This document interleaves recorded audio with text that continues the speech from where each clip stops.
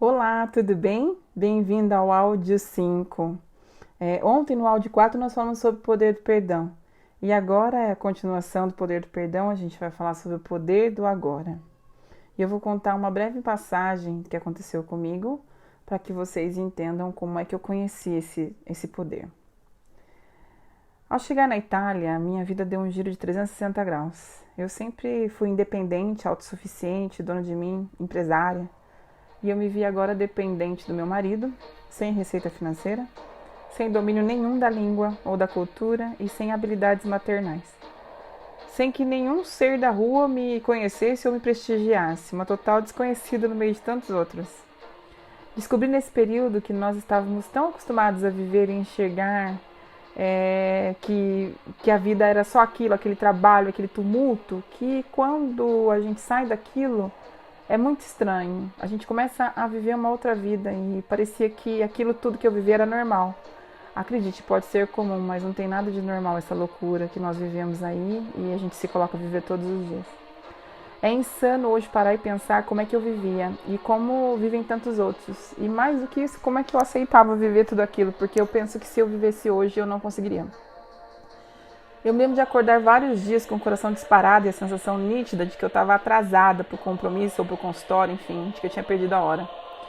Eu precisei aos poucos aceitar a situação e tirar de mim a capa que eu criei, de reconhecer as minhas incapacidades, minhas dores, minhas culpas, enfim, minhas fraquezas, para daí sim conseguir chegar ao próximo passo, o poder do agora.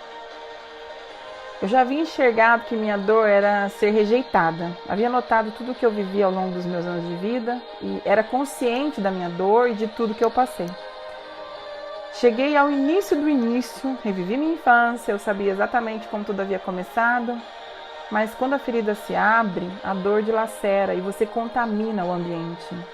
Eu contaminava meu filho, meu marido e de alguma forma os culpava por qualquer atitude que eles tivessem comigo que de alguma forma se referisse à minha dor.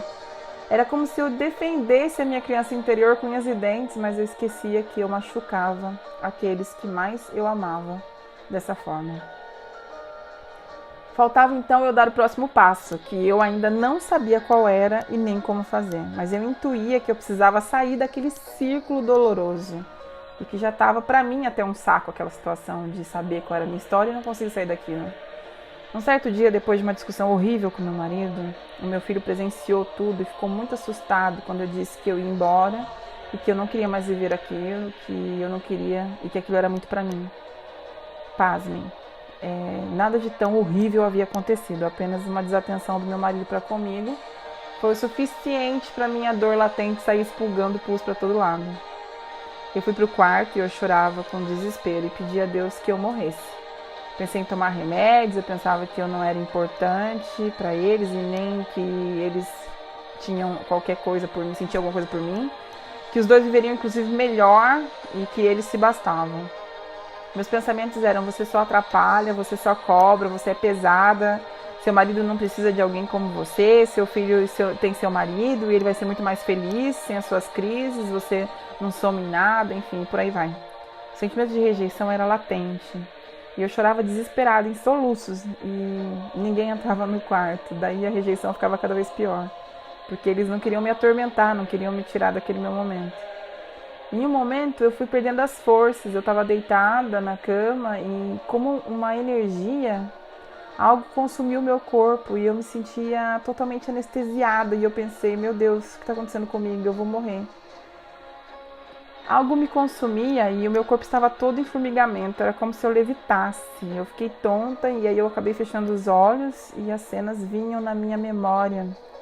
E eu assistia um monte de episódios de felicidade com eles, de alegria, inclusive coisas que aconteceram naquela semana mesmo. E uma voz dizia: você nasceu para amar, você não é sua dor, sua essência é o amor, você veio para ser luz. E várias cenas de pessoas sorrindo para mim, amigos daqui, pacientes, meu pai, minha mãe e tantas outras pessoas que eram importantes para mim, apareciam nesse filme. A palavra era desapegue-se, desapegue-se. Quando de repente eu abri os olhos, parecia que eu estava dormindo e que eu tinha tido um sonho. Eu só notei que de verdade não era um sonho porque eu olhei no relógio e haviam se passado apenas 20 minutos que eu estava no quarto. E eu olhei à minha volta e comecei a agradecer a Deus pela minha vida. Minha casa estava em silêncio e eu podia ouvir os pássaros cantarem lá fora. A minha janela tinha um lindo céu na frente e eu agradeci a Deus pela minha família, pela minha casa, pela minha cama, pela minha vida. Nesse momento eu peguei um papel e comecei a escrever. E saiu do nada umas frases que eu carreguei por muito tempo. Eu aceito e compreendo minhas dores, mas eu quero viver o agora, o hoje, e me permitir ser feliz hoje, com tudo o que sou e que tenho. Essa frase me acompanhou por muitos e muitos dias. Eu a repetia como se fosse um mantra várias vezes ao dia. Eu acho que todo mundo, numa fase da vida, tem que ter um mantra que vai segurar e vai te dar força. Precisamos nos cuidar e vigiar sempre. Revisitar o passado é muito importante para gerar a compreensão devida. Anote seu passado no bloco de notas, aceite-o, entenda e siga. Eu sou psicanalista e eu sou mestre em mexer em passado, então você sabe como o psicanalista adora fuçar a vida dos outros, mas eu te digo que ficar no passado te faz muito mal. Ele não pode fazer parte das suas decisões atuais. Viver dentro dele quase me roubou o presente. A coisa mais preciosa que eu tenho, minha família. Todo mundo que me conhece sabe o quanto eu sou apaixonada pelo meu marido, pelo meu filho, pela minha unidade familiar e o quanto isso é um valor para mim. Ninguém suporta viver em contato com a dor, seja a sua ou a do outro. As pessoas acabam por desistir e não é falta de amor. Meu marido quase desistiu de mim. É por amar e sentir junto com o outro a dor que não acaba, não cessa, não tem fim. A dor torna todos à sua volta sujos, respingados de sangue que a gente derrama de nós e que tiramos dos outros, inclusive.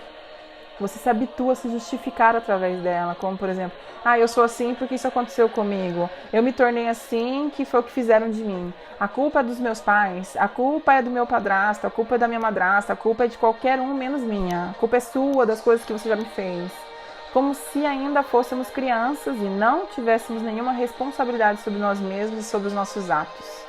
Mas a verdade é que não importa o que aconteceu com a gente, o hoje ninguém pode tirar de nós e só nós podemos acabar com esta grande oportunidade que temos agora. O mundo pode ter sido o que for com você, ele pode ter sido o pior dos mundos. Diante das situações, temos sempre 3 opções a escolher. Aceitar e seguir, abandonando a situação, deixando para lá. Aceitar e resolver, mudando a situação que você está dentro dela. Ou aceitar e compreender, não fazendo absolutamente nada e se resignando a viver aquilo. Só isso.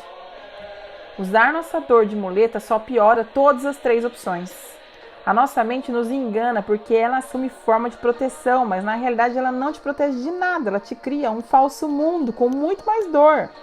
Habituamos a viver na dor e sair disso é uma etapa de desapego muito grande, que também dói muito no começo. Pássaros criados em gaiolas acreditam que voar é uma doença. E a gente se torna doente vivendo dentro de gaiolas criadas por nossas mentes, sendo cada vez mais vítima das nossas próprias escolhas. Tudo que você tem em sua vida é o agora. Todo o tempo psicológico, seja passado, futuro, não existe. É só uma fantasia criada por você. E viver ali seria um erro. Para mudar essa situação, precisa tomar o controle do seu barco, não ter medo de errar em suas escolhas, aceitar que o que vale nessa vida são as experiências e que para isso você está aqui. Conversar com você todos os dias, conversar com a sua mente, se posicionar perante a ela como se você fosse o pai educador dela. Você fosse o genitor da sua mente. Por isso, precisa fazer perguntas do tipo, eu estou preocupado? Mas que problema real eu tenho nesse momento? Ele existe mesmo ou está no passado, está no futuro? Qual solução eu tenho dentro das 3 opções? Eu vou abandonar esse problema e vou seguir sem ele? Eu vou mudar alguma coisa dentro do problema ou eu vou aceitar e seguir apenas? E agora eu preciso viver o hoje. Já tomei a decisão, basta? Aceite a sua história. Desapegue das suas dores passadas. Seja o educador que precisa para sua criança interior. Tire seus amortecedores e quebre os seus pactos de vingança criados ao longo da sua vida. Planeje sim o seu futuro, mas viva intensamente o seu agora, com as pessoas que merecem verdadeiramente o seu eu. Tenha responsabilidade pelo que você é, por suas ações. Se acertar, mérito seu. Se errar, aprendizado. O importante é não desistir de você, do seu verdadeiro eu. O importante é aceitar, ser amor e não dor. Observe a sua mente, sorria. Não tenha medo. A dor não pode te vencer. A dor não pode tirar o seu poder do agora. Eu te vejo amanhã pessoalmente para te devolver o seu lar. E sei que em casa você estará seguro. Beijos, fiquem com Deus e até mais.